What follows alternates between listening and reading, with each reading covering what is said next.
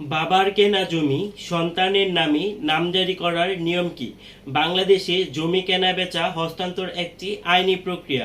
অনেক সময় বাবা নিজের কেনা জমি সন্তানের নামে নামজারি করতে চান, কিন্তু সঠিক নিয়ম না জানার কারণে অনেকেই এ সমস্যায় পড়ে থাকেন। তাই আজকের আলোচনা থাকছে বাবার কেনা জমি সন্তানের নামে নামজারি করার পূর্ণাঙ্গ নিয়ম, প্রয়োজনীয় কাগজপত্র এবং করণীয় বিষয়সমূহ সম্পর্কে। নামজারি কি? নামজারি হলো জমির মালিকানা পরিবর্তন বা হস্তান্তরের ক্ষেত্রে নতুন মালিকের নাম সরকারি খতিয়ানের রেকর্ড অফ রাইটে অন্তর্ভুক্ত করার প্রক্রিয়া। এটি ভূমি অফিসের মাধ্যমে করা হয়।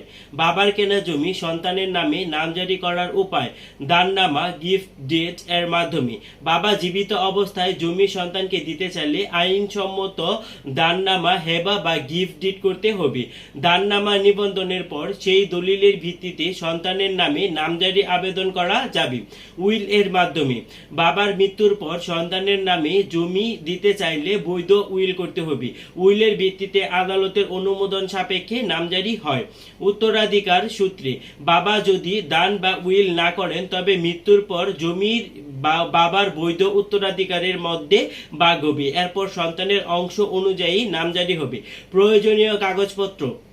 নামজারির জন্য সাধারণত নিচের কাগজপত্র লাগে: দলিলের সত্যায়িত কপি, দেননামা, ক্রয় দলিল উইল অনুযায়ী, পর্চা বা খতিয়ান, দাখিলা, খাজনার রসিদ থাকতে হবে, আবেদনকারীর জাতীয় পরিচয়পত্র থাকতে হবে, আবেদনকারীর পাসপোর্ট সাইজের ছবি থাকতে হবে, পিতার সাথে সম্পর্ক প্রমাণ, জন্ম সনদ বা ওয়ারিশ সনদ থাকতে হবে, আদালতের অনুমোদন যদি উইল হয় সেটা লাগবে। নামজারি করার ধাপ: আবেদনপত্র পূরণ, ভূমি অফিস বা এসিল্যান্ড অফিসে নামজারি আবেদন করতে হবে। ফি জমা: সরকার নির্ধারিত নামজারি ফি ও খাজনা জমা দিতে হবে। ভূমি কর্মকর্তার তদন্ত: স্থানীয় তহসিলদার বা সার্ভেয়ার জমি ও কাগজপত্র যাচাই করতে হবে। শুনানি: যদি প্রয়োজন হয়, জমির উপর কারো আপত্তি থাকলে শুনানি হবে।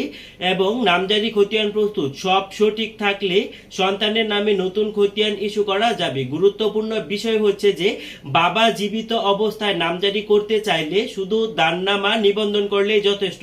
দাননামা বা উইল ছাড়া সরাসরি নামজারি সম্ভব নয়। নামজারি করলে জমি বিক্রি বা হস্তান্তরের সময় কোনো ঝামেলা থাকে না।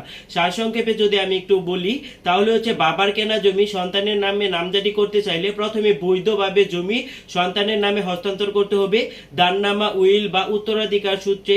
এরপর নির্ধারিত কাগজপত্র জমা দিয়ে ভূমি অফিসে আবেদন করলে আইনগত প্রক্রিয়ায় সন্তানের নামে নামজারি সম্পূর্ণ হয়ে যাবে।